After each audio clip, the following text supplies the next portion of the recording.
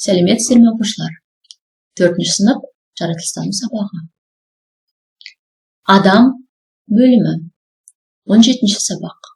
Бүгінгі сабақтың тақырыбы жүйке жүйесін қандай мүшелер құрайды.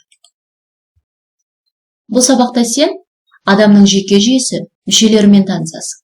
Жүйке жүйесінің қалай жұмыс істейтінін білесің. Бүгінгі сабақта қолданылатын тірек сөздер: ми, жүйке жүйесі, жұлын және жүйкелер. Байқаусызда болған жағдай деп ойлайық. Суретке назар аудар. Бұл суреттен не байқадың? Неліктен бұл қыз бала ыстыққа қолы тигенде қолын тартып алды? Өзіңде осындай жағдай болды ма? Қолыңды күйдіріп алған кезде сен қандай қимыл жасадың? Және неліктен ол қимылды жасадым деп ойлайсың? Сол қимылдың қалай және неліктен болатынын білесің бе? Ойланып, түсіндіріп көр. Сол нәрсені жасауға бізге не белгі берді? Мына суретке назар аударайық. Эврика неге тоқтап қалды? Ол алдында қауіптің тұрғанын қайдан сезді? Ал келесі суреттегі балалар ше? Бұлар туралы не айтасың? Олар алдына келген қауіптен құтылу үшін не істеуі мүмкін? Ал үшінші суретте Эврика не сезіп тұр? Сабақты бірнеше уақыт орындағаннан кейін ол өзінің қарнының ашқанын қайдан білді? Осы суреттердегі барлық балалардың іс-әрекетін не басқарады деп ойлайсың? Әрине балалар, оның барлығын басқарып, бізге сигнал беріп отырады. Ол ми. Олай болса, мидың жұмысын қалай атқарылатыны туралы толығырақ тоқталайық. Ол үшін ең алдымен жүйке жүйесінің құрылысымен танысайық. Суретке назар аудар. Бұл суретте ми және жүйкелер жұлын көрсетілген. Жүйке жүйесін ми, жұлын және жүйкелер құрайды. Ми бас сүйегінде, жұлын омыртқаның өзегінде орналасады. Ал жүйкелер бүкіл денені торлап жатады. Олар барлық дене мүшелерін жұлынмен және мимен байланыстырып тұрады.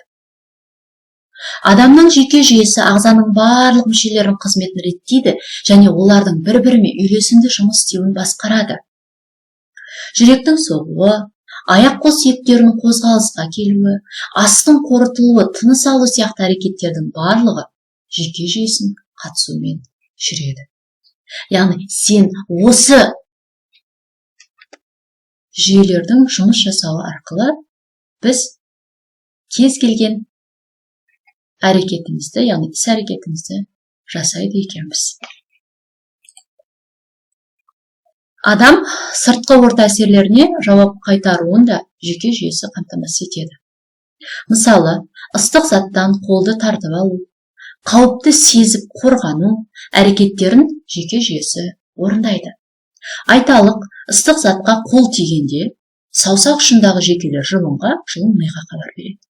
Ми кез келген ақпаратты өңдеп, қайтадан жұлынға жібереді. Жүйкелер ақпаратты мүшелерге таратып, оған сәйкес әрекет жасалады. Оны мына суреттен тағы да бір рет толығырақ қарап алсаңыздар болады. Яғни, егер де сен қолыңды күйдіріп алатын болсаң, саусақтағы жүйкелер арқылы ол жұлынға, жұлын миға хабар береді. Сол арқылы біз қауіпті сезіп, келесі әрекетке көшіп отырады екенбіз. Яғни, бірден бізге қауіптің келіп тұрғаны туралы сигнал миға жетеді. Сен білесің бе? Адам миының есте сақтау қабілеті әлемдегі ең қуатты компьютер мен процессордың жадысынан да мықты саналады. Есіңде сақта, жүйке жүйесінің қызметі адамның барлық дене мүшелерінің үйлесімді жұмыс істеуін реттеу және басқарып отыру. 2015 жылғы зерттеуге сүйенсек, адам миының 1 секундтағы белсенділігін қайталау үшін ең қуатты компьютерге 40 минут қажет болған. Яғни, біздің миымыз ең қуатты деген компьютердің іс-әрекетінен де жоғары екенін біліп жүрейік. Өз денсаулығымызды бағалайық.